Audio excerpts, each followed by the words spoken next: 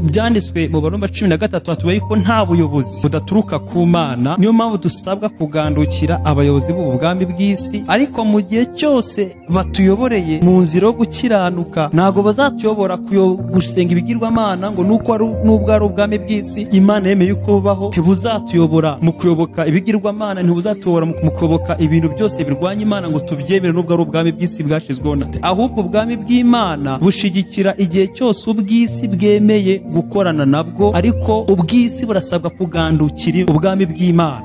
Kuko ubwami bw'Imana nibwo buzana origine, niho hakomokaho icyitwa ubwami. Kuko Yesu ari we mwami w'abami, abasha rero kuba afite suruse n'uburyo ubwami bukora kuruta uko ubw'isi bwakora. Kwambara, kurya no kunywa, ibi bintu bikuye ubwami bw'isi ntimwaba bugihagaze. Mwagiye mubona yuko igihe ibyorezo bya covid byaje n'ibindi byatuye tujya muri lockdown, abantu basigaye bahangayikiye kurya, kunywa no kwambara, kuko ingendo bazihagarika. Ariko bahagaritse kurya no kwambara, ntabwo ubwami bw'isi bwabaho. Ibingibi ntabwo bikwiye kuba topic yo kwigisha, ibingibi bikwiye kuba inyongezo muri ubu bwami. Burya umuntu uri munsi y'amategeko arasabwa gukiranuka akoresheje imbaraga ze kandi akumvira amategeko. Ariko uri mu buntu ahantu atandukana n'uri mu mategeko, utwarwa n'amategeko. Uri mu buntu we afite ubundi bufasha burenze ubwo uri munsi y'amategeko afite. Uri munsi y'amategeko nibwo wambaza niba ushingiye, kuko nawe kuva wakizwa n'igihe ugejeje hano ukareba n'inyigisho ziri mu matorero cyangwa amadini y'iki gihe ya Gikristo, ugiye kwitegereza pourcentage 99% ubutumwa bwiza n'ibiterane biri kugenda bikorwa muri iyi minsi, uzasanga atari iby'ubwami bw'Imana. Ntago bashaka abayoboke ko baberekeza kuri Kristo, ahubwo abantu bamwe bagiye bahinduka abami mu madini, bagashaka abayoboke bigwizaho kuko bashaka kubaka ubwami bwabo, batagishaka kubaka ubwami bw'Imana. Aka kantu rero ntibisaba ngo abantu bagiye kuzima bagiye, n'ubwo butaragiye kuzimu ushobora kuri mu nzira yo kujyayo. Uko mbibona nawe nagiye mbwiriza ubutumwa abantu batandukanye, sanga ubwami bw'isi bufite imbaraga mu itorero kuruta uko itorero rifite imbaraga mu bwami bw'isi. Kuko itorero rya Kristo niryo rifite buno bwami, ariko buno bwami bwa Kristo bukwiye kugaragara mu itorero kandi bukaganza isi, kuko Yesu yabuzanye mu isi. Azatujyana muri amazu meza yaduteguriye, nitugerayo tuzahora turiri, zaba kumwe na Eliya, zaba kumwe na Abrahamu, tuzahora turirimba ushimwe mwami. Reka twongere dusuhuza abadukurikiye bari hirya no hino mu bihugu bitandukanye ku migabane igize isi. Turasuhuza abantu mwese mudukurikira buri mu gihugu cyacu cy'u Rwanda, abavukanyi bacu b'Abarundi. Turasuhuza abakurikira Aironi bari Kongo bazi ururimi rw'Ikinyarwanda cyangwa ururimi rw'Ikinyarwanda. Turasuhuza Abagande, turasuhuza Abanyakenya, turasuhuza abantu bose bari hano muri Afrika b'Abanyarwanda ba diaspora bari mu bihugu bitandukanye. Hanyuma twambuka kurya y'amazi magari mu Burayi, mwese mudukurikira mu bihugu bitandukanye, Amerika ndetse no muri Oceania. Turabasuhuje mugira amahoro y'Imana. Turababona abadusuhuza bari muri Aziya, mu Buhinde, mu Bushinwa ndetse no mu birwa bimwe na bimwe byo muri Aziya. Mwese mugubwe neza cyane. Turashimira Imana kuko rero uyu mwanya duhaye aka kanya kugira ngo twongere tuboneke imbere yayo. Ngira ngo murabona ntabwo naje ngiye nyine, ndi kumwe n'umutumirwa. Ni ubwa mbere yaje kuri Aironi TV. Reka tumwakire kugira ngo asuhuze abadukurikiye. Yesu ashimwe cyane. Yesu nahimbazwe. Nonge kubaramusa mwese abari hirya no hino ku isi yose. Bashuhuje mu izina ry'umwami wacu Yesu Kristo wadupfiriye ndetse akazuka ku bwacu ngo tubashe kubaho kubwe tutakiriho ku bwacu. Amakuru yawe Didier? Amakuru ni meza. Nubwo utivuza amazina ngiye misenyavuga, irya kabiri ni irihe? Irindi nitwa Nyamushanja, ni rya data. Irindi nkitwa Uwiringiye Imana. Irindi Imana yampaye ni rya Dawidi. Hanyuma urubatse, uri umusore? Ndacyari umusore. Gusa abantu benshi banze nka Evangeliste Didier, biraborohera niyo nkoze nivuga butumwa nuko nivuga. Hanyuma wadusengera kugira ngo Imana ibane natwe mu kiganiro. Ntacyo bitwaye, reka dusenge. Data mu izina rya Yesu Kristo, turasenze dusaba yuko wabana natwe muri uwo mwanya. tugiye gutambutsa ubutumwa bw'ubwami bw'Imana aho bari dukurikiye bose mu mahanga ndetse na hano Uganda Kampala aho turi kano kanya. Twemere mwami Imana ubutumwa Uwiteka umwuka wawe wera aba ari wo uganza, ufate ibitekerezo byacu, imitima yacu, ibyo ushaka yuko Uwiteka binyura mu kanwa kacu muri iki kiganiro aba ari byo Uwiteka binyuramo, tukananiza icyabuza cyari cyo cyose Uwiteka cyangwa kikaza distraction yanyura muri iki kiganiro kivuye ku mubisha Satani, ugikumire ntikitugereho. Reka Uwiteka imitima bagiye kumva buno butumwa ibashe kubwakira kandi buzana impinduka. Niko dusenze twizeye mu izina rya Yesu Kristo, amen. Hanyuma uyu munsi tugiye kuganira ku nsanganyamatsiko nziza cyane. Yego. Insanganyamatsiko igira iti ni irihe tandukaniro riri hagati y'ubwami bw'Imana ndetse n'ubwami bw'isi.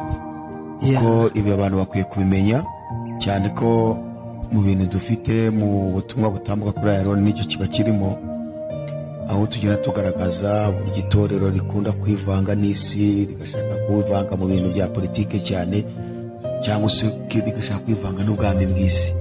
Turagira ngo uze kuduha ishusho, turagenda tuganira, wenda twunganirana, ariko turashaka kureba itandukaniro riri hagati y'ubwami bw'Imana n'ubwami bw'isi. Okay. Karibu rero. Hanyuma murakoze. Uburyo nabisobanura byasaba twifashishije ibyanditswe byera kuko icyo bibereyeho. Mu rwandiko rwa kabiri rwa Timoteyo igice cya 3 umurongo wa 16 kugeza ku wa 17 tuhasanga amagambo atubwira ngo ibyanditswe byera byose. Urumva yuko ntago ibyera ari iby'abantu, ahubwo ni ibyanditswe byera byose, ngo byahumetswe n'Imana. Ubwo ntibyigeze bivugwa n'abantu, ntibyavuye mu gushaka kw'abantu, ubwo byahumetswe n'Imana kandi byera. Bikomeza ivuga ku murongo wa 16 ngo icyo bibereyeho ni ugukora ibintu bigera muri 4. Icya mbere ngo kuba byarahumetswe n'Imana ngo bigira umumaro mu buryo bune. Uwa mbere ni uwo kutwigisha, ni iki byanditswe byera bibereyeho. Icya kabiri, umumaro wa kabiri ngo ni uwo kutwemeza ibyaha. Aha ngaha ntibisaba umuhanuzi ko yabanje kukurondora, ahubwo icyanditswe cyamaze kugera mu matwi y'umuntu bitewe n'umuntu wakivuze. Nubwo waba uri umupagani cyangwa utari umupagani, iyo kivuze cyangwa umuntu akakivuga ubwacyo gifite imbaraga yo kugutsinda bitewe n'uburyo umuntu acyakiriye. Kigira umumaro wo kutwigisha, icya kabiri kutwemeza ibyaha, icya gatatu kudutunganya ariko kutweza, icya kane no kuduhanira gukiranuka. None umurongo wa 17 wari uheruka akavuga ngo kugira ngo umuntu w'Imana abe ashitse. Imana magambo kugira umuntu w'Imana abe ashitse yuzuye, afite ibyangombwa byose kugira ngo akore imirimo myiza.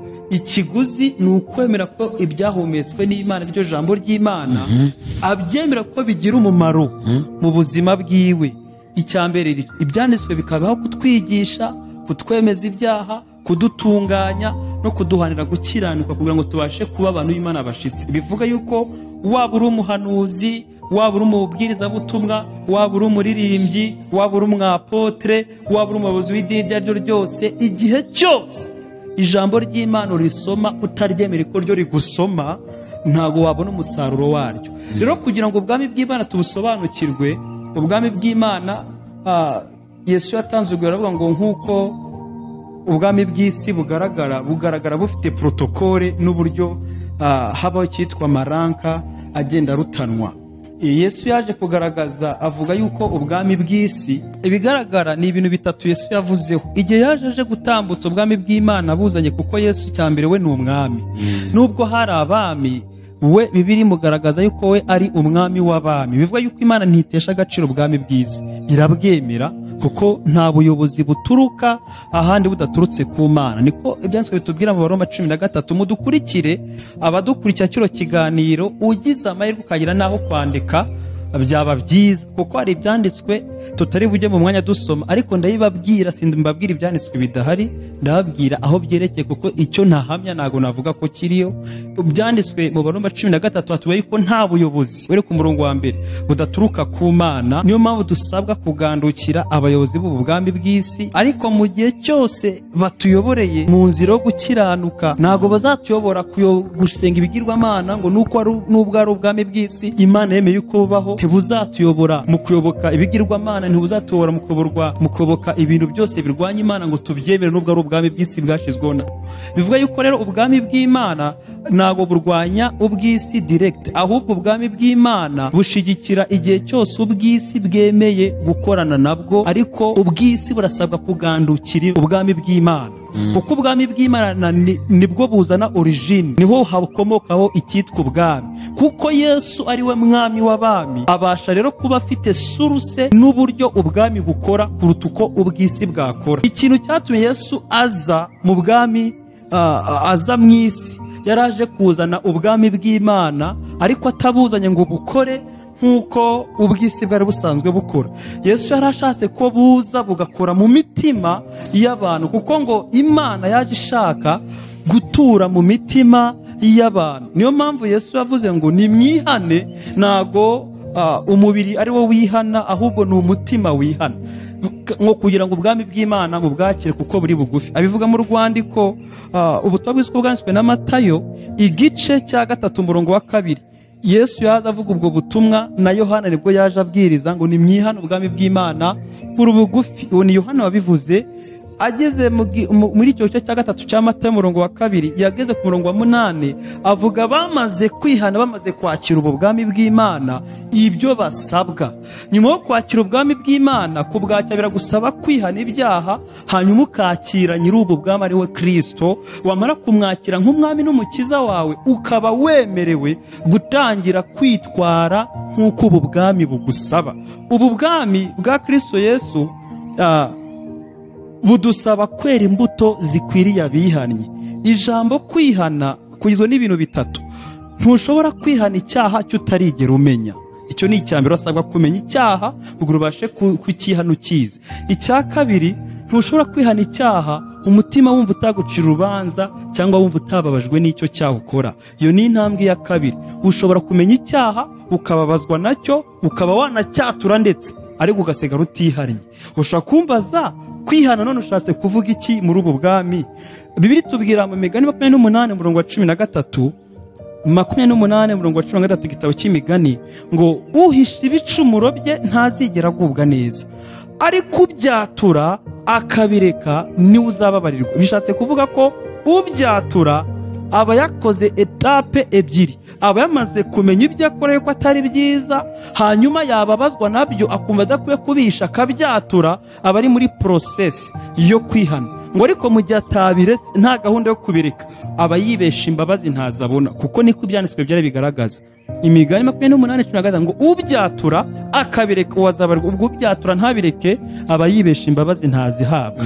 Rero ni muri ubu buryo umuntu yakira Kristo, akemera ko ari umunyabyaha. Wamara kumwakira nk'umwami n'umukiza, ukaba usigaje ideni. Ntabwo ari iry'amategeko, ahubwo ni iryo kwera imbuto zikwiriye abihannye. Noneho Yesu aje muri iyi si, asanga hari ibintu bitatu bigaragaza ubwami bw'isi kandi bubangamiye ubutumwa bwiza bw'ubwami bw'Imana Yesu yarazanye. Asanga ni ibihekane bitatu: urya, nywa na kwa. Abivuga mu gice cya 6 cya Matayo umurongo wa 31 kugeza kuri 33. Aratubwira ngo ntimwiganyire ngo muzarya iki, cyangwa ngo muzanywa iki, cyangwa se ngo muzambara iki. Kwambara, kurya no kunywa, ibi bintu bikuye ubwami bw'isi ntimwaba bugihagaze. Mwagiye mubona yuko igihe ibyorezo bya covid byaje n'ibindi byatuye tujya muri lockdown, abantu basigaye bahangayikiye kurya, kunywa no kwambara, kuko ingendo bazihagarika. Ariko bahagaritse kurya no kwambara, ntabwo ubwami bw'isi bwabaho. Yesu amaze kumenya yuko imitima y'abantu azaniye ubu butumwa bwiza bw'ubwami bw'Imana ihangayikishijwe no kurya, kunywa no kwambara, Yesu atuzanira buno butumwa bw'ubwami bw'Imana yuko kubamaze kumwakira nk'umwami n'umukiza bagahinduka bene se. Haleluya! Ngo abangaba baba bamaze kuba bana muri ubu bwami. Yesu avuga abantu bakwiye guhangayikishwa n'ubwami bw'isi. Kurya, kunywa no kwambara ndetse n'ibindi binezeza by'iyi si byubaka ubwami bw'isi. Avuga ku murongo wa 32 ngo ibyo byose abapagani, ashatse kuvuga abataramwizera ngo bahinduke abana muri ubu bwami bwa se. Yesu avuga yuko ngo nibo bemerewe, nabyo barabihangayikira, bahangayikira kurya, kunywa no kwambara. Ariko twebwe twamwakiriye Kristo nk'umwami n'umukiza, tukemererwa kwita Imana Data, kuko ntabwo ariko bose babyemerewe. Abemerewe kwita Imana Data ni abakiriye Kristo nk'umwami n'umukiza, nk'uko Yohana 1:12 atubwira ngo icyakora, iyi Bibiliya y'Icyongereza ikoresha ijambo ngo abamwakiriye, Ikinyarwanda igakoresha ngo abamwemeye. Icyakora abamwakiriye bose ariko kumwemera bakizera izina rye, yabahaye ubushobozi bwo kuba abana b'Imana. Ubwo Yesu arabanje kuba imfura, kwitwa umwana w'Imana, wabanje kugira iryo zina nk'imfura. Hanyuma twebwe tuhinduka aba petit frère na aba petite sœur muri ubu bwami. Igihe cyose tumwizeye niwe uduha ubushobozi bwo kuba bene se. None muri ubu bwami Yesu avuga ngo mu gihe wamaze kwinjira muri ubu bwami hari ibintu ukwiye kubuhangayikiye. Mu gihe ukiri muri iyi si ntabwo ukwiye guhangayikira ubwami bw'isi buza mu ishusho yo kurya no kunywa no kwambara, ngo ahubwo kuko abapagana aribyo basanzwe bahangayikira, kandi Imana batayifite nka Data. Abayifite nka Data ni abakiriye Kristo Yesu abahindura bene se, nibo bonyine bakwiye kuba bari muri ubu buzima badahangayikiye kurya, kunywa no kwambara. Yesu aravuga ngo mu 33 turacyagaruka kuri Matayo 6:33. Yesu yaravuze ngo ahubwo mubanze mushake ubwami bw'Imana no gukiranuka, nibwo ibindi byose yavugaga ni ibiduhangayikisha by'iyi si tuzabihabwa nk'inyongezo. Urumva yuko ubwami bw'isi Yesu abufashe yuko kubakiriye Kristo nk'umwami n'umukiza bagahinduka abana b'Imana, ubwami bw'isi bukwiye kuba inyongezo kuri bo. Ariko ku bantu batarakira Kristo nk'umwami n'umukiza, bo bemerewe guhangayika bashaka kurya, kunywa no kwambara. Niyo mpamvu uzasanga igihe ubutumwa bwiza bwamaze kwinjira mu ntumwa za Kristo, bamaze gusobanukirwa yuko kuyoboka Kristo bigusaba kugira ibyo wigomwa by'isi, kugira uronka iby'ubugingo. Hanyuma bamara kubona iby'ubugingo, iby'isi babibona nk'inyongezo, nk'ibyarindamo, bikemera ko bihinduka igihombo. Nibwo iby'isi bihinduka inyongezo kuri wowe, ariko utabishizeho umutima. Ahangaha kugira bino bintu bisobanukirwe, iki kibazo Paul akibwirijeho ubutumwa bwiza bubwiriza abakristo b'i Roma, kuko bari bateye imbere. Muri kwa gutera imbere kw'abakristo b'i Roma hajemo inyigisho zitandukanye, harimo kuba Paul abwirije ubuntu. Numvishe kozi Imana Jarike abivugaho, hari ikigisho yatamukijeho, numva ankoze nko wakora ukibutsa umuntu gutora ibuye.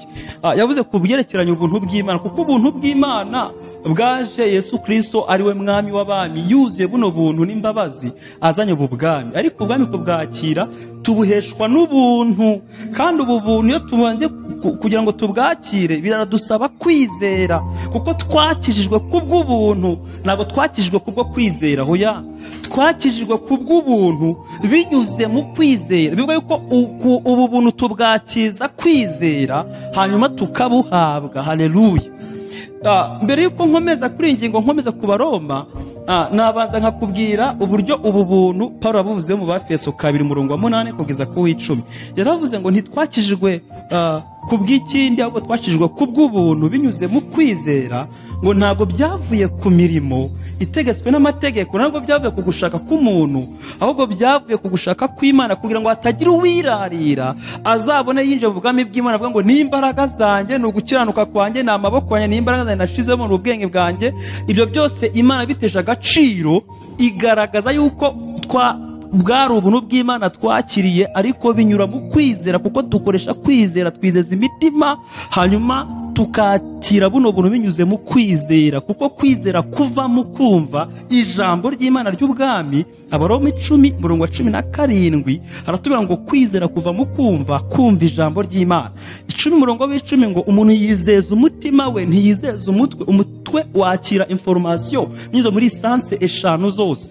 Muri sanse eshanu twiga sanse y'amaso yo kureba, sanse yo kumva mu matwi, hakaba sanse ya gatatu yo kunukirwa, guhumurirwa, ugatandukanya indagara n'isamaki n'inyama bya karanze, ukabimenya utabibonye, ukumva ijwi ukamenya uvuganye nawe bitewe n'uburyo umuzi nubwo waba utamubonye. Ugahabwa sanse n'iya kane yitwa test y'ururimi, ukumva ibiryoshye, umunyu ukatandukanya n'isukari.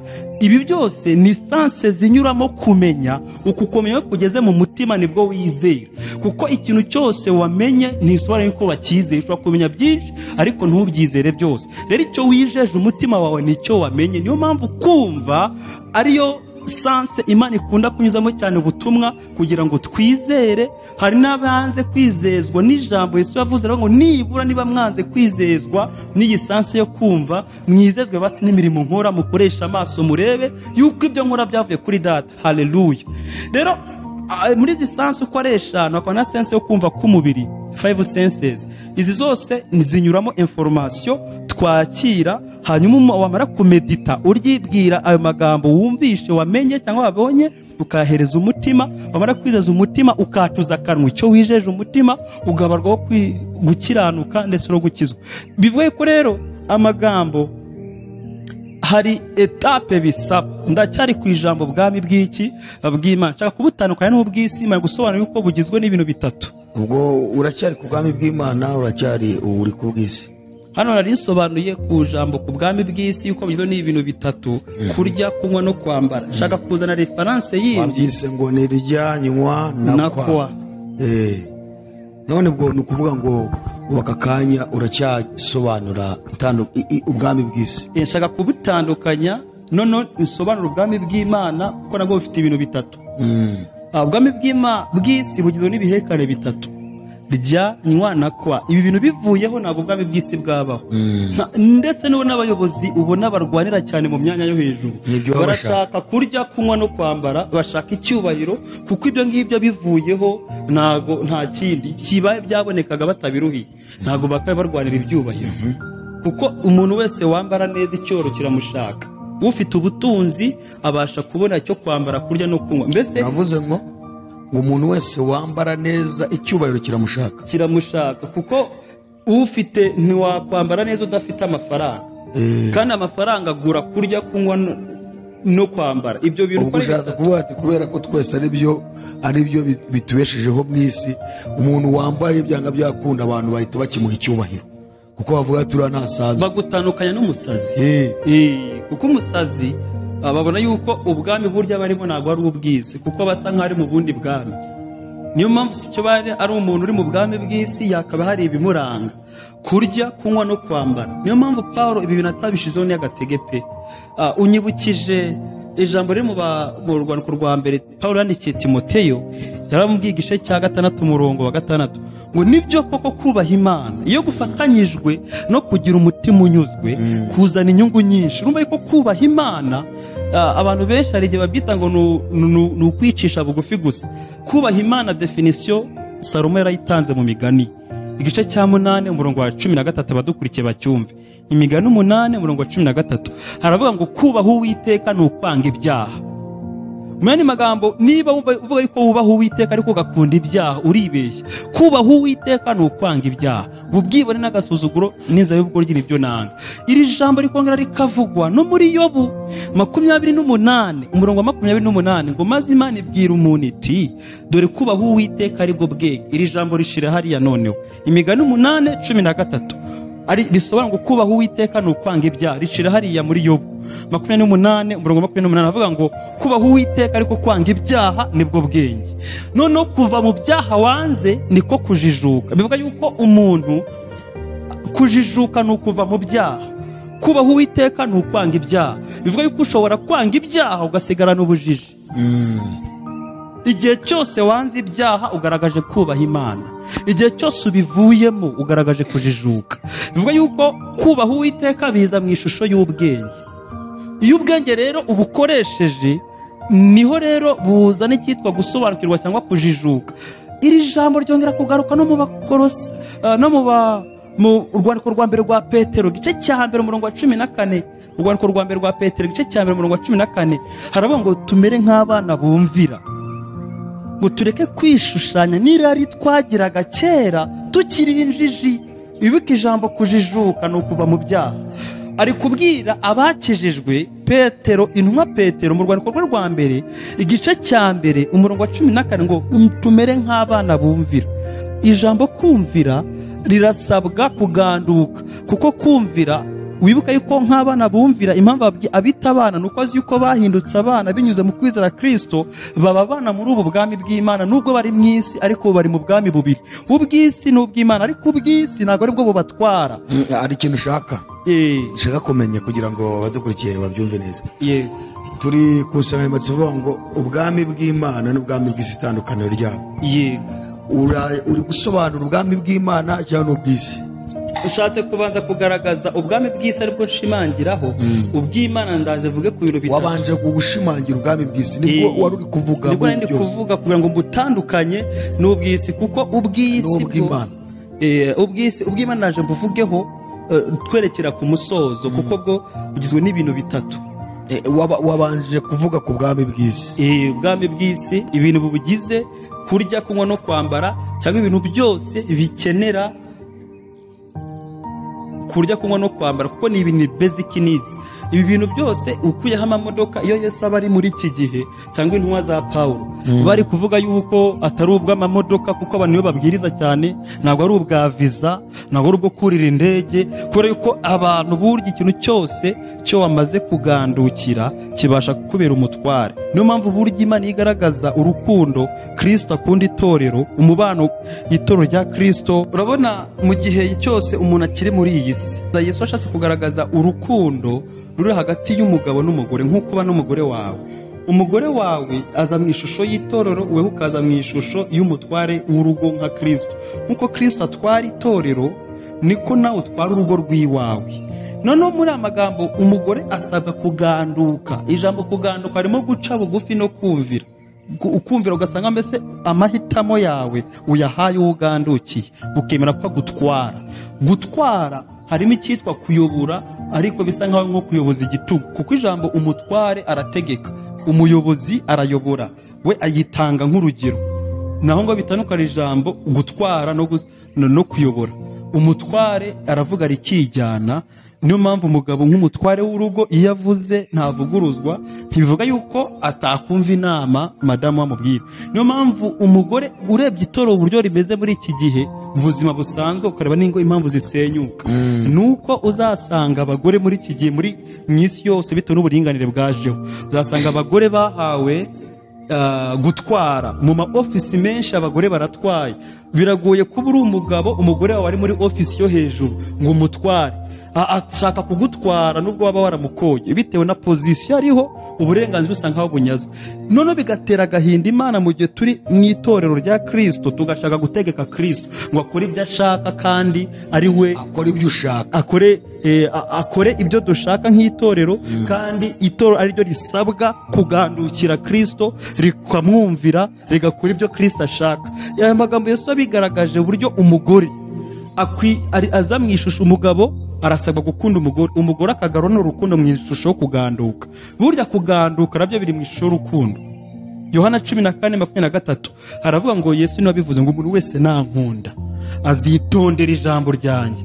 Mane magambo ikizahamya yuko Yesu umukunda ni ukwitondera ijambo rye, niko kurisha bikorwa. Ubwo mu gihe wanze kwitondera ijambo rya Kristo, ubutesheje agaciro ko kuganduka kwa Kristo. Ni muri ubwo buryo n'umugore wawe kizakwereka yuko akugandukira, nuko yitondera ibyo umubwira. Mu gihe yitondera ibyo umubwira abakugandukiye. Urwo ko kuganduka harimo gusabana no kumvira. Haleluya. Ubwami bwose bugizwe n'amabwiriza no kumvirwa, kuko iyo umwami avuze ntago umwami avuguruzwa. Nubwo bagiye bumva mu bwami uko ubwami bukora butandukanye na demokarasi, umwami yavuze ririjyana, we ntavuguruzwa, we arategeka.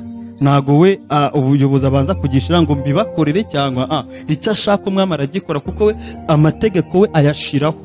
Kristo Yesu rero we we ni umwami.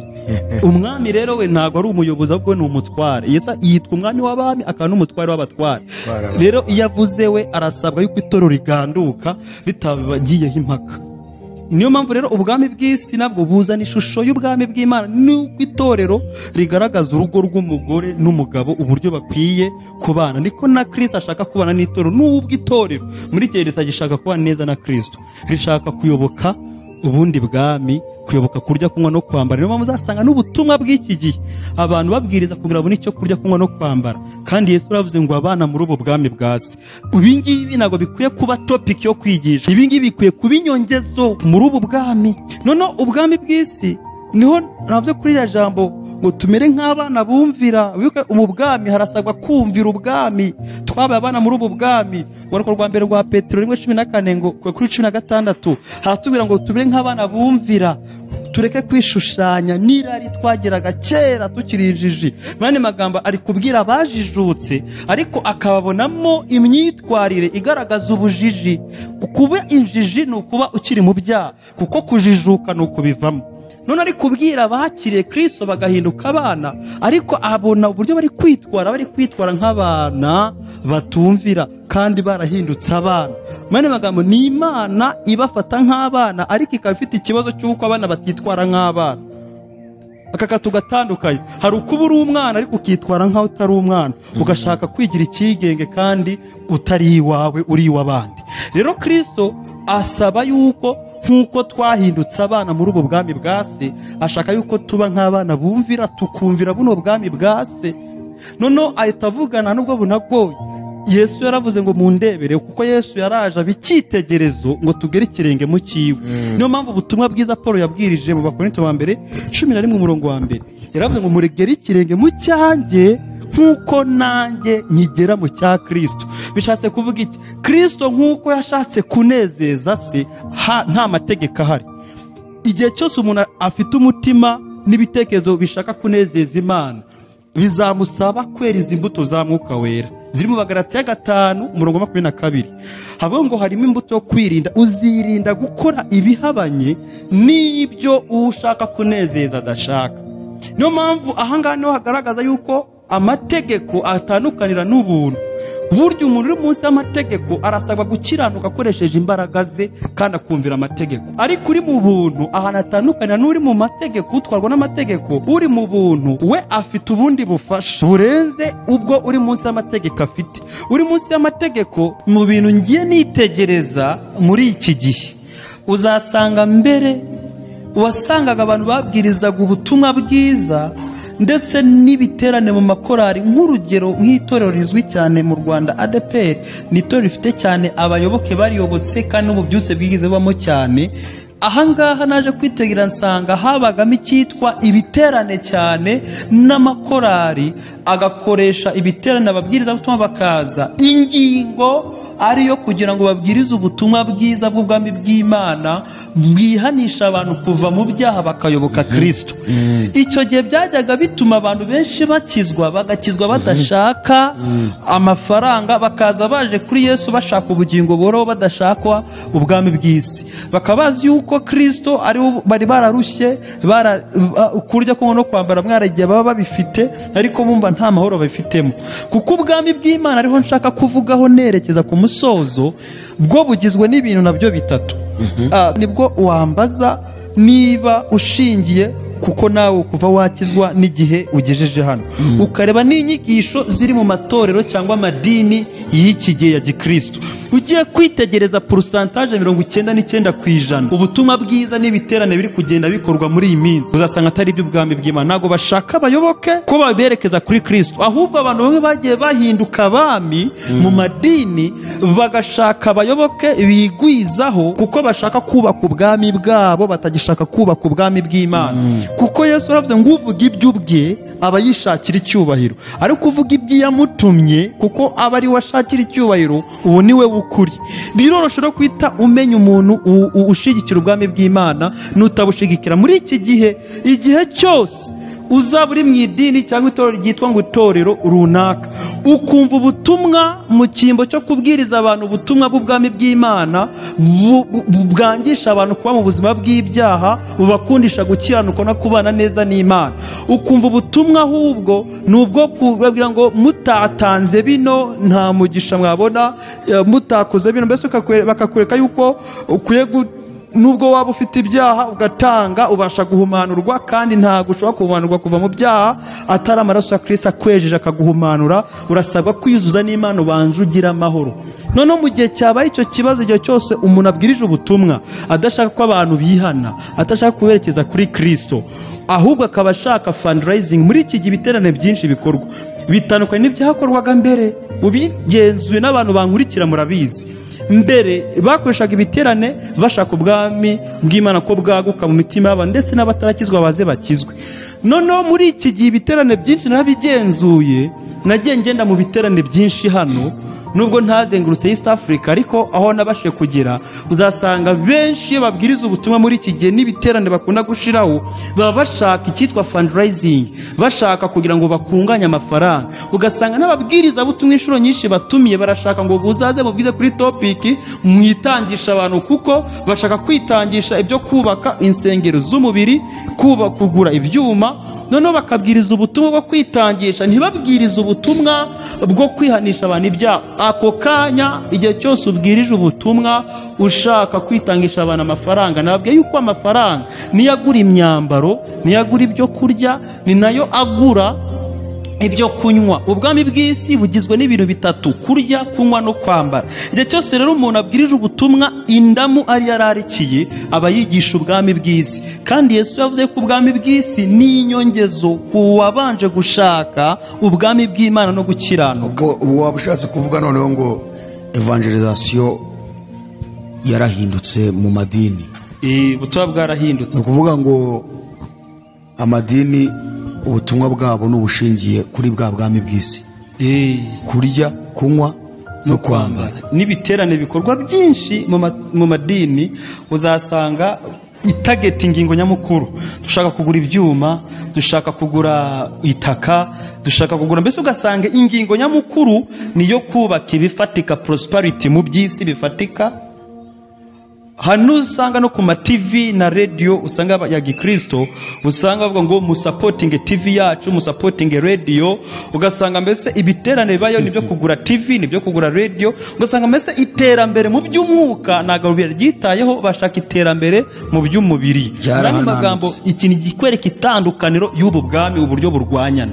Ubwo wambaza none ubwami bw'isi nibwo buri mu itorero cyangwa n'ubwami bw'Imana? Nukuvuga ngo aho ngaho hari ikibazo gikomeye. Yego, gikomeye cyane. Ntabwo uratubwira ibintu bigize ubwami bw'Imana. Bavuze ko nabwo bugizwe n'ibintu bitatu. Yego, ubwo turi wahise usa nkaho winjira muri aya madini ya Gikristo, ugaragaza ko nabo ubwo baba baramaze kwinjirirwamo n'ubwami bw'isi. Rero kuko niba ivugabutumwa ryabo rishingiye kuri bya bindi bigize ubwami bw'isi, haba hari akabazo. Akabazo karahari. Urumva ibi nibyo duhora tubwira abantu ese aho mwicaye aho ngaho mwumva hari ubutumwa bukivugwa bushobora kubafasha kujya mu ijuru? None uti wowe uratweretse uti noneho rero ahubwo bya bintu bitatu bigize ubwami bw'isi nibyo amacaci ziyigisha. Prosperity cyitwa gushaka mbese kugubwa neza mu isi, abantu bakabayibagiza gukunda Imana. Hari akantu umwuka w'Imana nyibukije kano kanya, kari muri Yakobo igice cya 4 umurongo wa 4. Yakobo igice cya 4 umurongo wa 4 aravuga ngo yemwe basambanye namwe basambanyikazi, ntimuzi yuko ubushuti bw'iby'isi bibahindura abanzi b'Imana? Nuko rero umuntu wese wigize inshuti y'iby'isi ngo aba yihinduye. Mwibuka yuko ntago ari isi biguhinduye, ni wewe ubwawe uba wihinduye umwanzi w'Imana. Urumva niba uri umwana muri ubu bwami ukaba inshuti y'iby'isi, urumva yuko uba wihinduye umwanzi w'Imana. Aka kantu rero ntibisaba ngo abantu bagiye ikuzima bagiye, nubwo waba utaragiye ikuzimu ushobora kuba uri mu nzira yo kujyayo. Igihe cyose uri umwanzi w'Imana ukaba inshuti y'iby'isi, kuko ugiye kwitegereza Yesu yanavuze ko biragoye umuntu mutunzi kwinjira mu bwami bw'Imana, kuko byakorohera ingamiya kunyura mu mutobore w'urushinge kuruta umukire kwinjira mu bwami bw'Imana. Abigishwa ba Yesu baravuga se ko twifuza kuba nk'abatunzi natwe, biri muri Marko 10:7 umurongo wa 10 umanuka. Bagira ikibazo icyo kintu, none niba ari uko bimeze n'indi uzakizwa? Urumva ko abakene bifuza gukira, bazi yuko abakozi b'Imana ababisho bakomeye bitwara mu mamodoka bakiza, bazi yuko aribo bakoze iki, ahari aribo bari mu nzira y'ubwami bw'Imana. Ntabwo mvuze abantu batanyumva nabi, ntabwo mvuze ko abantu bakize badashobora kwinjira mu bwami bw'Imana. Yesu yaravuze ngo ku bantu ntibishoboka, ariko ku Mana byose birashoboka. Bishatse kuvuga iki? Umukire ku Mana birashoboka kuba yakizwa, kuko Yobu yabashije kubalansinga ubutunzi no gukizwa. Yobu umutima wushize ku Mana, amaze kuwushira ku Mana yubahaga Imana, akirinda ibyaha, bigera no ku rwego yihanaga n'ibyaha akekera mu bana batabonye bakora. Umugabo yarakijijwe, yari afite gutinya Imana muri we no guhinduka ku buryo umutima utigeze werekera ku butunzi. N'igihe Satani yagiye kumusaba, baze gusoma igice cya 1 cya Yobu, Satani yagiye kumusaba, Imana ibanje kumutaka. Wabonye uburyo Yobu ari umukiranutsi akora byose, Imana imaze kumutaka, Satani aravuga ntiyakubahira ubusa. uwareba ubu icyambere security wamushizeho ntabwo ibyo nabasha kubyinjirira, wamushizeho uburinzi ubwe ku rubyaro rwe, ku batunzi no ku byo atunze byose. Ikindi cya kabiri, ahora yiyongera, mbese wamuhaye icyitwa prosperity, wamuhaye ubwami bw'isi, kurya kunywa no kwambara. Yobu yarabihawe, ndi warabimuhaye n'inyongezo. Satani ari kuvuga yuko ubwami yarameze nk'umwami mu gihugu cya Uzi Yobu, ariko ubwami bw'isi Satani ababazwa nuko Yobu abufite kandi atari bwo yashakaga, umutima we ari kugushaka Imana. Bigasoza y'amatayo 6:3, ibindi byose tuzabyongererwa. Nibwo haje kuba ikibazo, Satani ngo mwambure byose urebe ko atari bugutuka. Imana igenzuye umutima wa Yobu, Imana isanga umutima wa Yobu ntabwo uri ku byo kurya kunywa no kwambara, ahubwo uri mu gushaka kubaha Imana no kubambuza bwo kunezeza Imana. Kuko ibi na Salomo yabivuzeho mu Migani 22:4 ngo uwubaha Imana akicisha bugufi, ingororano ye ni ubutunzi, ubukire n'ubugingo. Ibi ni ingororano z'uwubashye Imana akanga no kuyambura icyubahiro, agaca bugufi igashirwa hejuru. Ibi bintu iyo ubaye muri ubu buzima umutima wushize ku bwami bw'Imana, nshaka gusobanura ibyo bintu bitatu, ngo isi urayongezwa, ntabwo ukishaka ahubwo yisigara gushaka. Noneho iyo Imana imaze kuguhereza uyu mugisha w'ubwami bw'isi nk'inyongezo, biragusaba kuba wewe ubibona nka option. Hari icyitwa mu bintu muri science twize mbere utaricara tronkome, hari icyitwa compulsory subjects, amasije y'itegeko ari nk'itegeko ugomba kuyakora. Hakaba n'izitwa options, option. Imbaraga nyinshi zishirwa kuri za matematike, physique, icyongereza, shimi, ziriya nka 7. Hano muri Uganda no nicari cya leta senior 4 uzasanga hari icyitwa compulsory subjects ni 7, bagagoreza izindi 3 za option zuhitamo ku bushake bwawe ugazihitamo, ariko ziriya 3 zongerwa kuri 7 zikaba 10, ariko 7 nizo nyamukuru. Ubwami bw'Imana bumeze nk'izi ngizi compulsory. Ubu ibi ngibi ni itegeko, ubwami bw'Imana ni itegeko. Hanyuma wamara kubwakira mu mutima wawe, hanyuma izi ngiri zitwa nka option, uko ari 3 baguhereza, nazo ni 3. Kurya kunywa no kwambara ziba ari nk'izindi, nazo ni 3. Usanga birigaragaye ko zo ni inyongezo. Mani magambo wikuru gushaka inyongezo kandi utarashaka ubwami. Turi kureba ibintu bimwe bigize ubwami bw'isi, watubwiye 3: kurya kunywa no kwambara. Tujye ku bwami bw'Imana. Ni ibiki bimwe mu bigize ubwami bw'Imana kugira ngo tuze kubikompara n'iby'isi, turebe muri aya madini yitwa amadini ya Gikristo, kuko amadini atari Gikristo atizera, adashingiye ku ijambo kwizera Yesu Kristo, sinjya atindaho. Ayo ngayo ari ukwayo, Aziya aruzuye, na Islam irahari mu Rwanda n'ahandi irahari, n'andi madini ya gipagana hano mu bihugu bya Afurika. Turi ku madini ya Gikristo yitwa ngo ni amatorero. Urumva, turaza kubihuza n'ishusho yitweretse ku bwami bw'isi n'ishusho y'ubwami bw'Imana ugiye kutwereka, tuze kubihuza turebe mu madini ese haba hagaragaramo ishusho imwe gusa, cyangwa ziravanze, cyangwa bafata imwe cyangwa bazihuze. Imana ishaka iki? Turagira ngo twinjire aho ku bwami bw'Imana none. Hanyuma turifashisha Abaroma 14 umurongo wa 17 kugeza kuri 18. Paulo yasanze iki kibazo kiri mu itorero ry'i Roma, babanje kubwirizwa ubutumwa, nibo bantu bamugoye pe. Uhere ku gice cya mbere yababwirije ubutumwa bw'ubuntu bw'Imana, bamwumva nabi. Igice cya 6 ahita babwira ngo, igice cya 3 cy'Abaroma, ngo dukomeze gukora ibyaha ubuntu bwiyongere, busangira ngo ntibikabeho. Niba naramaze gukizwa tukaba tutagitwarwa n'amategeko, twarakijwe ku bw'ubuntu, ubw'icyaha ntikizongera gutwara muri kamere zanyu. Aho kugupfa ku cyaha ukabaho ku bwa Kristo, mu magambo busigaranye ideni ryo kudatwarwa n'ibyaha, usiganye ideni ryo gutwarwa na Mwuka na Kristo na Data, ubutatu butagatifu bwera. Abagera icyo gice cya 6 cy'Abaroma, Paulo yagaragaje uburyo igihe cyose utaraba ukijijwe, utarakira nk'umwami n'umukiza, ubutwarwa cyane na kamere, kuko kamere yo ikorana cyane n'ubwami bw'isi. Kuko kamere y'umuntu ibishaka kunezeza isi, burya ibitunezeza abana b'abantu bineza kamere zacu n'iby'isi. Ubwami bw'isi bubyumva kimwe, kurya kunywa no kwambara binezeza umubiri, binezeza kamere. Niyo mpamvu rero bibyumva kimwe. Satani atabonye kamere y'umuntu, atabonye n'isi, ntabwo abasha kubona ahantu agendera. Satani afite amaguru abiri, akoresha ukuguru kwa kamere yawe, kuko uri mu butware bwa kamere ntashobora kunezeza Imana, uhinduka umwanzi w'Imana iyo utwawe na kamere. Bibiri kongera Abaroma 8:8 bakatubwira muri yandi Yakobo 4:4 ngo kuba inshuti y'ibyisi wahinduza umwanzi w'Imana, kuko ni ibintu bibiri biguhindura umwanzi w'Imana.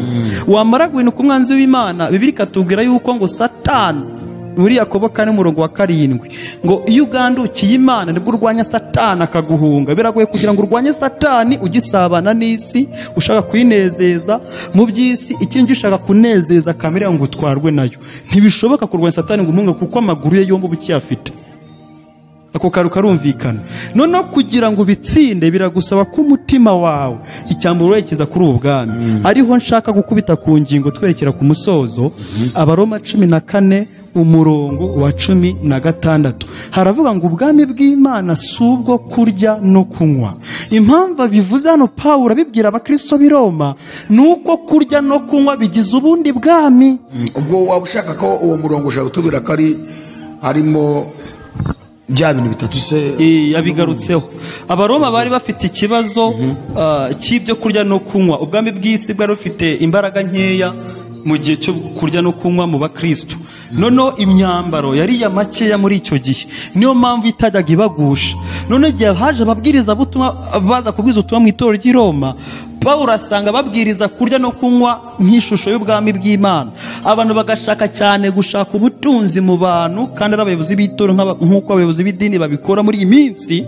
Bagashaka kubwiriza ubutumwa ariko bashaka gukunganya amaturo, imitima biri ku noti, kugira babashe gukora ibyo kurya no kunywa. Paulo agiye kwitegeza mu itorero ry'i Roma kandi rya gikristo, asanga ubwami bw'isi buri gutwara ubwami bw'Imana mu mitima y'ababwakiriye. Twabonye ko ubwami bw'isi hari ibintu biburanga, kurya kunywa no kwambara.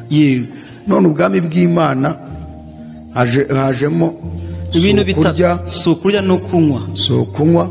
Ndi kuvuga uyu murongo uri mu Baroma 14:17. Ubwo ni ikinyuranyo rero.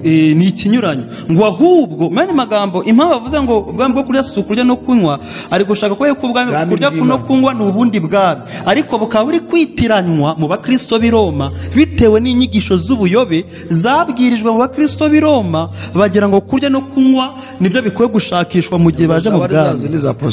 Nizo za prosperity. Abenshi muri iki gihe bakizwa bitewe nuko hari abantu benshi bari mu isi bashaka kuba bakire, babonye abapasiteri batwara za limousine, batwara amamodoka batunze. Ahubwo byabyo byose batanga ubuhamya bwa prosperity, ngo kuva bakizwa niho bwagiye babibona. Umuntu wumvishe buno buhamya ashaka ubukire arabushatse mu mbaraga z'akabubura, ari igihe avuga ngo nanjye nje gukizwa kugira nanjye mbone bino bintu. Uyu muntu ukijijwe ashaka ubutunzi nagwa ntuzamurenganya, ntiyigeze akizwa, kuko ubwami bw'Imana sibwo bwamuhaye gukizwa, ahubwo uyu nguyu yaza ashaka ubwami bw'isi. None ubwami bw'ijuru ubwo ari ubwami bw'Imana, ntabwo ari kurya no kunywa. Ntabwo ari ubwo kurya no kunywa, ahubwo ngo nubwo gukiranuka, amahoro n'ibyishimo mu mwuka we, abizanye mu buryo butatu. Abaroma 14:17. Niyo shusho y'ubwami bw'Imana. Ibyo ni ibintu bitatu. Ni ikinyuranyo cyo kurya kunywa no kwambara, bugizwe bwo no gukiranuka n'amahoro n'ibyishimo mu mwuka wera. Umurongo wa 18 akavuga ngo ukorera Kristo atyo ate akiranuka, abanye n'abandi amahoro, ikindi afite n'ibyishimo by'umwuka wera, ngo wanezeza Imana hanyuma agashimwa n'abantu. Aka kantu kahita kazana yuko uyinejeje ubwami bw'Imana, ubwami bw'isi nabwo urabwongezwa. Haragiye usanga abantu bashaka gushimwa cyane n'abantu badashaka kunezeza Imana, kandi biratubwira ngo unejeje Imana, biri mu Mubwiriza 2:26. Salomo yarabigenzuye igice cya 2 umurongo wa 26. Salomo yaravuze ngo unezeza Imana ngo niwe iha ubwenge, ukumenya n'umunezero, ikamwongera icyitwa ubutunzi ndetse n'ubwo bw'abanyabyaha. Ngo naho umunyabyaha imuha umuruho ndetse ngo agasarura, ngo abone ibyo guha unezeza Imana. Ushobora kwibaza unezeza Imana mu buhe buryo? Babitubwiye mu Baroma 14:18 ngo ukorera Kristo atyo ate akiranuka, abanye n'abandi amahoro, ikindi afite n'ibyishimo mwuka. Urumva ko umuntu utarigeze ahabwa ibyishimo mwuka wera batari muri ubu bwami. Udafite amahoro y'umutima kuko atangwa n'umwami Kristo aba atarayinjira muri ubu bwami neza. Udashaka gukiranuka ko Yesu aravuze ngo barahirwa abafite inzara n'inyota byo gukiranuka, kuko ngo bano bazahazwa. Ubwo utafite inzara n'inyota byo gukiranuka nta maherezo yo guhazwa afite. Urumva ko ni ugukiranuka. Arongera bivuga mu Bahiriwe 5:8 ngo abafite imitima iboneye nibo bazabona Imana. Bikagaruka no mu Baheburayo 12:14 ngo mugire umwete wo kuba n'abantu bose amahoro ndetse n'uwo kwezwa, kuko utejejwe atazabona umwami Imana. Urumva yuko harimo ijambo kubana n'abantu amahoro no kwezwa, gukiranuka, hakazamo no kugira ibyishimo mwuka wera. Barakore ku bwami bw'Imana aho bushingiye. Habuze gukiranuka, burya inkingi mu bwami bw'Imana bumaze kwitakaza. Mu gihe muri nta nyota yo gukiranuka ufite, wamaze kuyoba. Ubwo niba utafite inyota yo gukiranuka, ubwo urashaka iyo kurya, kunywa no kwambara. Niyo mpamvu bavuze habuze amahoro. Yesu yasanze hari amahoro abuze mu mitima y'abantu, ariko yabujijwe. Asanga abantu bari guhangayika nk'abantu badafite Imana nka se. Niyo mpamvu bavuga ngo ntimugahangayikishwe n'ibyo kurya no kunywa no kwambara. Umuririmbyi wa 90 mu Gakiza yaravuze ngo mwami kubaho ntagufite bintera ubwoba n'amaganya, ndetse byabasha kungeza mu rupfu vuba.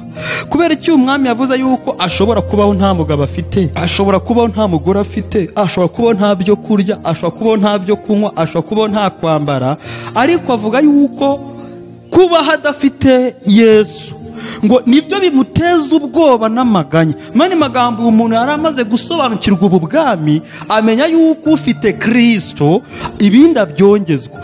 Agiye kwitegera asanga muri 90 ngo ay'Imana y'ukuri komeza kunyobora, urancishe mu nzira yo gukora ibyo ushaka.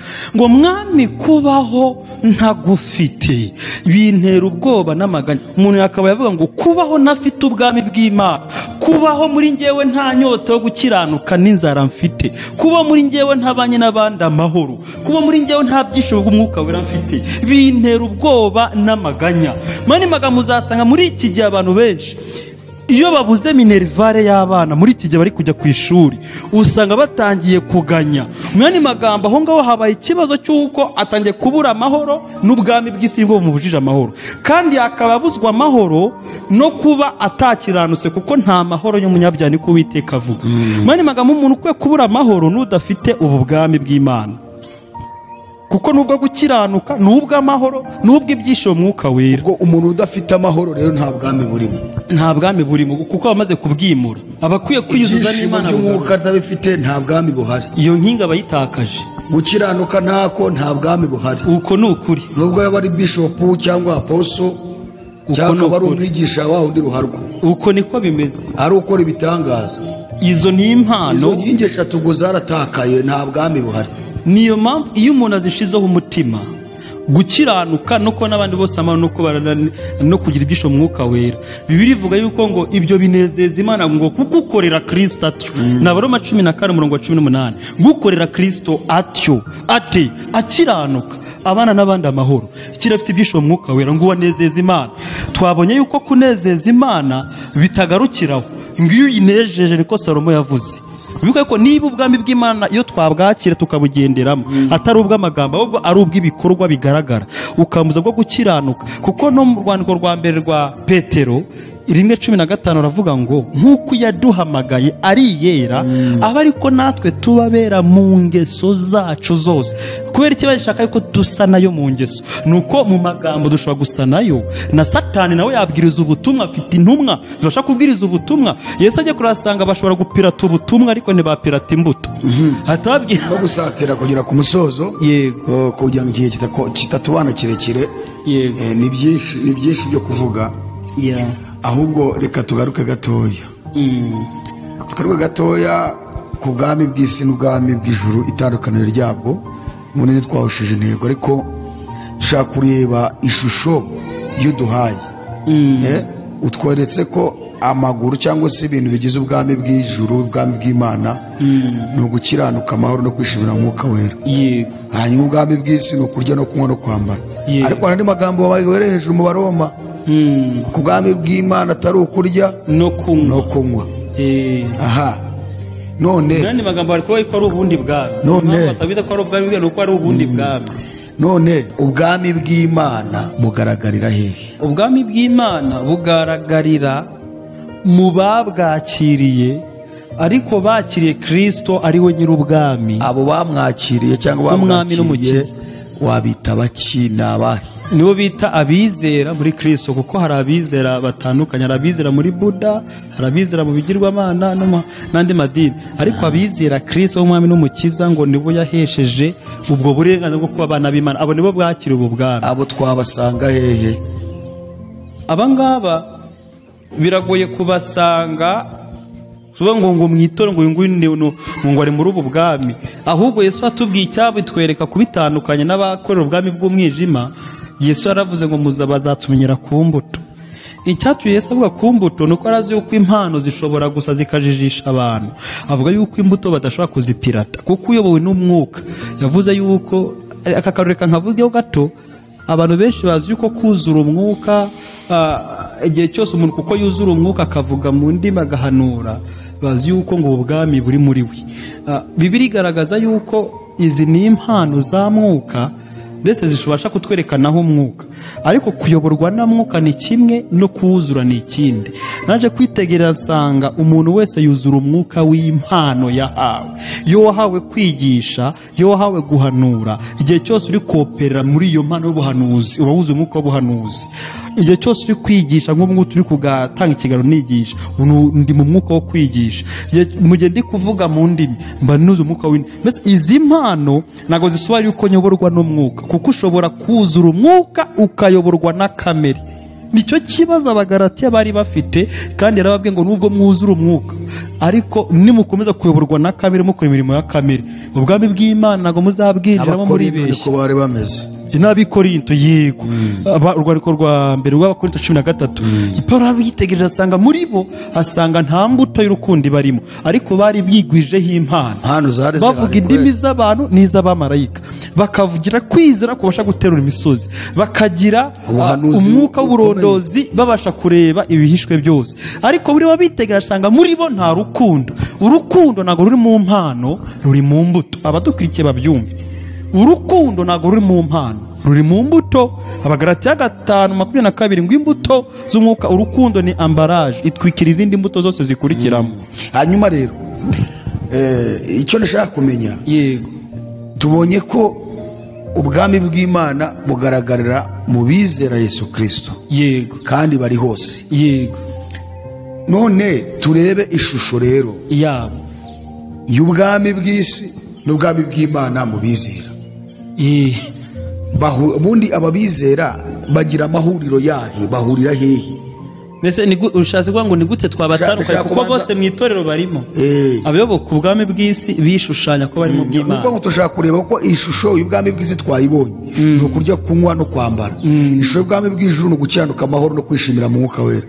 None tushaka kureba noneho rero, ese iyo twitegereje muri ba bandi, kandi cyane abangaba tubona twise ngo nabizera ngo n'ubwami bw'Imana bugaragarira, nibo tubona muri aya madini yose ya gikristo, yego, afite amazina atandukanye, yego.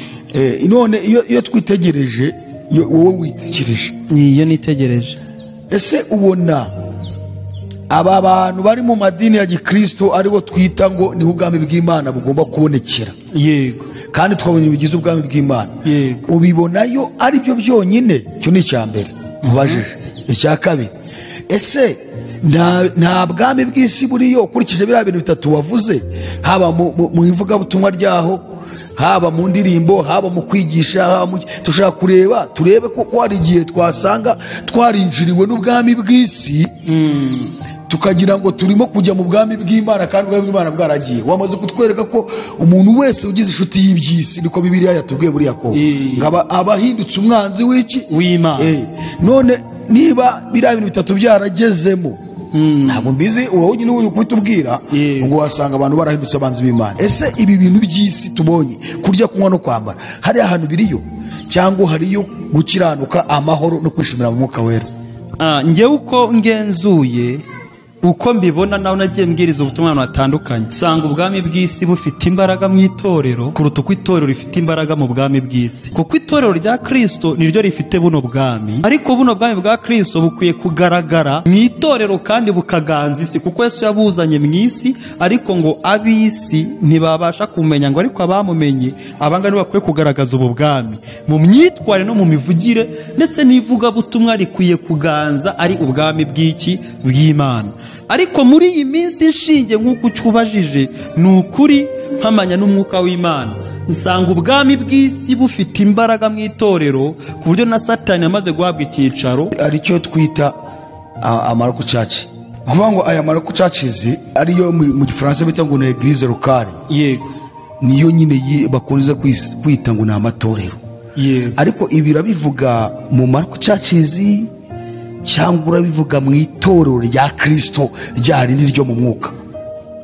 Itorero rya Kristo ryo mu mwuka ariwo mubiri wa Kristo, nako twebwe ubwacu, njyewe Didier nge ndi itorero, ndi umubiri wa Kristo, Kristo atuye muri njye, kuko ndi inzu y'Imana aho umwuka wera. Icyo mvuga ubwami bw'Imana ndavugana n'itorero abakiriye Kristo, kuko n'ubutumwa mperutse no guhabwa ubutumwa Imana imbwira muri uyu mwaka. Hari ijambo Yesu yavuze, aravuga ngo itorero ryanjye ryubatse ku rutare, yego, naho amarembo y'ikuzimu yazamuka cyangwa yazikuka ntazigera rishobora. yego. Iyi shusho y'isi, kurya, kunywa no kwambara, haba muri evangelization, sibyo? Ari kuba igaragara muri evangelization, hari no mu myitwarire, mu myitwarire y'aba Kristo. Icyo ndi kuvuga iragaragara mu itorero ryo mu mwuka cyangwa n'itorero lokale. Ibi tubona nk'uko muvuze ngo ngira aho mbarizwa ni itorero ryo mu mwuka cyangwa niba no muri aya macaciza abantu bateraniramo, tubareba tukareba ishusho guye tukabataba abantu dukurikije ubutumwa buri kwavugirwa n'ukuntu nabo babikunze, biragaragara ko iri torero ryabaye iry'isi, ariko ni lokale, ni loko churches, ntabwo tubivugira muri rusange. Abantu bateraniyemo nk'uko wumvishe ubwo butumwa, uhita wumvishe ubivuguka n'uburyo abantu bakira ubutumwa babunezerewe, bakoreka yuko isi bayikunze kuruta Imana, bihinduye abanzi b'Imana. Ubwo bwami bw'isi bwamaze kwimikwa, ubw'Imana burimurwa. Niyo shusho ubonayo, niyo iboneka amatorero muri iyi minsi. Niyo mpamvu uzasanga nta kibazo abantu bigiraho iyo bakoresha igitero cya fundraising muri iyi minsi, mu kigo cyo gukoresha igitero bashaka abantu ngo bihane. None niba tubona yuko hari impinduka, none niba utubwiye uti ndabona ryo shusho iriyo, ese byari bikwiriye ko iyi shusho ibamo? Bakwiriye kubivanga ku buryo habamo ishusho y'iby'isi, kurya, kunywa no kwambara, hakabayo gukiranuka amahoro no kwishimira Mwuka Wera, cyangwa hakwiye kubayo gukiranuka amahoro no kwishimira Mwuka Wera, hanyuma ibyo bikaguma n'abisi? Ibi ngibi ubivuze neza. Mu itorero byakozwe n'umwegere ryagaragaje yuko ba Petero n'izindi ntuba babwije ubutumwa bwiza 3,000 birakizwa, bigera ku rwego abantu batangiye kuzajya bagurisha ibyabo, kurya no kunywa no kwambara, biza nk'inyongezo bya supportinze itorero lokale, ku buryo habaye ho ububyutse bukomeye, nta mukene ngo bigeze aboneka muri bo. Byageze naho Ananiya na Safira bigwabo, kuko bashatse bagurishije ku giti cy'abanzuye, nta ubahase, nta butumwa bababwiye ngo mugene mu bigurishe, kuko byo byari inyongezo. Uburyo iyo umuntu anezerewe, anejeje Imana, no gutanga biraza, kuko mu rwandiko rwa 2 rw'Abakorinto 9:7 haravuga ngo Imana ikunda utanga nezerewe atabihatwa. Ariko muri imizo asanga ari igihe baguhata kwitanga, wowe uritanga ngahe, ugasanga hari haje akabazo bari kuguhata. Ubwo ngubwo hano rero bakoresha uburyarya bwo kubeshya kugira ngo bagukonveke, utange ku buryo buri konveka, ariko atari ukunezerewe, atari iki, ukabikora kubera ukubuza kugira nijyo yifashisha n'amahereko atariyo, cyangwa se bakazana yanyigisho watubwira prosperity bakariyo bigisha, bakagukonveka ukaza wirukanga ngo nanjye leta mbona ibindi, ubwo tujye kwitanga. Hariya haba hajemo akabazo, uhita buriya biroroshe kwitugenda ukavuga ngo ibi bintu buriya ingewe ahantu mbarizwa, iyo ngize amahirwe umuntu akwereka abantu nkabwira ngo igihe cyose utanga, yaba icyacumi yaba irindi turo, bireko yuko uritanga atari kubw'itegeko, ukaritanga kuko ukunze Imana, kuko ikintu cyose ukoze ukunze ntikikuvuna. Igihe cyose ikintu gikoze kubw'itegeko kirakuvuna. Hanyuma mu gusoza rero, ni ubuhe butumwa ugeneye local churches, kuko itorero twavugaga ni iringiri tubonesha amaso y'umubiri, na itorero rya Kristo ryo mu mwuka ryo nta kintu kizigera kirishobora, nta n'icyarginjira habe na kimwe. Ariko kandi aho ngaho nyine niho turebe tukavuga ngo ririmo cyangwa ntiririmo. Muri ayo mariko churches niho tureba ngo iryo mu mwuka rirahari cyangwa nta ririmo. None aba bose mu mariko churches ariyo twita ngo amadini ya Gikristo, ni ubuhe butumwa bageneye niba isi yaramaze kwinjiramo? Ubutumwa nabagenyera turi ku musozo nuko aho uri, kuko Kristo azaza gutwara itorero ridafite ikizenga cyangwa iminkanyari, ntabwo azatwara inyubako. Icyo niba cyo bakwiye kubanza kumva. Ntabwo Yesu azatwara inyubako y'usengeramo, ntabwo azatwara inyubako ngo kuko ariyo wavunikiye ukorera, ahubwo azatwara uwamwakiriye itorero riri mu mwuka rya wa wundi wakiriye Kristo umwe n'umukiza, akaba ashaka, afite inyota muri we yo gukiranuka, afite inyota muri we kuba n'abana amahoro, afite inyota muri we kuhorana ibyisho by'umwuka wera, agakorera Kristo adahatwa, n'ibyo akora byose akabikora bikunze atabihatwa. Uyu muntu niwe Kristo azaza gutwara nk'itorero. Aho ngaho rero muteranira, ntugwe gufata aho uteranira nka eglise locale cyangwa local church nkaho ari cyo rizagutwara ngo kukurikorera ngo ni ubwami bw'Imana ngo bukora. Ushobora kwibeshya. Kurara mu igaraje nago biguhindura imodoka, guterana nago biguhindura mu itorero ririmo abantu bafite ubwami bw'Imana mu mitima yabo. Bivuga yuko muri rusange burya mbere abise bari kuva muri Egiputa bajya i Kanani, agakiza kari nkishira hamwe. Umuntu umwe yabashaga gukora ikosa agahumanya abandi bose, akandi yakuze ku byashinganywe atuma bose batsindwa. Buryo ushobona Karebu batinze mu butayu bitewe nuko bitotombya Abisiraheli, agakiza kari rusange. Ariko agakiza Kristo yazanye nako umuntu ku giti cye ushobora kuyoborwa. Yesu yavuze ko ihene n'intama biri mu itorero, ushobora kuyoborwa n'ihene ariko uri intama. Rero urasabwa rero kwita ku mubano wawe nk'uko ishami risabwa kubana neza n'umuzabibu, kuko Kristo niwe muzabibu, twe tukamashami. Ishami iyo ryanze kwera imbuto, ryanze kubana neza n'Imana, riracibwa. Rero dukwiye kuba maso aho duteranira. Dini turimo ukwiye no gushaka ahantu ubundi babwiriza ubutumwa bwiza buzima. Niba utahabonye nuwajya no kuri YouTube ugakwika n'izica n'ibindi, kuko abantu benshi babuze ahantu batera. Hari n'abo tuvugana kandi ngo njye nabuze aho nteranira, numva aho nateraniraga mbona hari ukuntu byahindutse. Nibyo nyine nkabura ugasanga ubwami bw'isi rwo bufite imbaraga kandi umuntu wifitiye inyota yo kuba yakiranuka yakizwa. Turagushimiye cyane, turagushimiye kandi bajya bavuga ngo ubwira uwumva ntabwo avunika. Kigaragara cyo nuko abantu gushaka ko umwuka w'isi wabavamo. Ibyo bintu bitatu kuba ari byo bararikiye, kurya, kunywa no kwambara, ababyigisha, ababirarikiye ari byo bigishwa, ubwo tweretse ko bakwiye guharanira gukiranuka, amahoro no kwishimira umwuka wera. Ibindi bikaza ari inyongezo. Imana igumisha cyane, dusengera Imana. Mana urakoze kuko ubanye natwe muri iki kiganiro tugiranye n'umukozi wawe Missionnaire Jaric. Musabye umugisha kuko abaye ikiraro cy'uko buno butumwa bugiye kugera kuri benshi n'abari bubusangizwe bose. Nyura Mwami Imana bugira imbaraga mu mitima y'abantu, abantu barushaho guhumanuka, babone yuko imbaraga bakwiye kuzishira mu bwami bwawe, kuko ubwisi bwo ni inyongezo urabutwemera igihe cyose tubanze kubuhangayikira dushaka gukiranuka, ndetse n'ubwami bwango ibindi byose ni inyongezo. Rero dushoboze kuba muri bwo kandi dutegereje kuzazamuka nk'itorero kuzasanze Kristo tutafite ibizenga cyangwa iminkanyari. Tube mu buzima bwo guhorana inyota n'inzira byo gukiranuka, ndetse no mu gutunga imitima iboneye, kuko abafitiye imitima nibo bazakubona, kuko bazakubona nk'uko uri Kristo. Ngo kandi ufite ibyo byiringiro mu rwandiko rwa mbere rwa Yohana 3:3 ngo bahora biboneza nk'uko uboneye. Rero ideni dufite nk'itoro turahora dusaba gusa nka Kristo uzadutwara. Bishire mu mitima y'abantu batari babugira buno bwami. Hari ababwakiriye ubw'isi bagira ngo bakire ubw'Imana, bukure mu bw'isi batangire kwimika gukiranuka amahoro n'ibyishimo mu mitima yabo. Ni mu izina rya Kristo Yesu, amen. Imana igumugisha cyane kandi urakoze. Imana igumugisha. Hanyuma hari igihe umuntu ashobora kugukenera ku zindi nama zitandukanye, watanga address zawe kugira ngo gukenera kubona. Nabayeza nomero yanjye nkoresha kuri WhatsApp, ni umusaraba 256 barizwa na Uganda. Hanyuma iyo ni code D56 plus D56 7532 10 18 rimwe. Reka nsubiremo +256 75 32 10 181 mu cyongereza +256 75 32 10 181.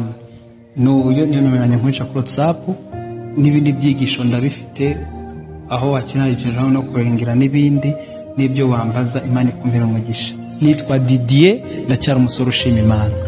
Ya reka dushimire wowe warubanye natwe muri gahunda, kandi turasaba buri wese gufata ikiganiro ubukirangiza kucyumva ukagisharingira inshuti zawe bavandimwe, kugira ngo ubutumwa bwiza burushirizeho kwihutishwa, hanyuma dutegereze umwami wacu Yesu Kristo ugiye kugaruka, kandi itorero rirusheho kwezwa cyane, mwuka wisuvemo, hinjira mwuka w'ijuru, ubwami bw'Imana aribwo buganza ubwami bw'isi, kuko aribwo bwonyine bushobora gutwara, kuko bw'isi ntibwatwara ubw'ijuru.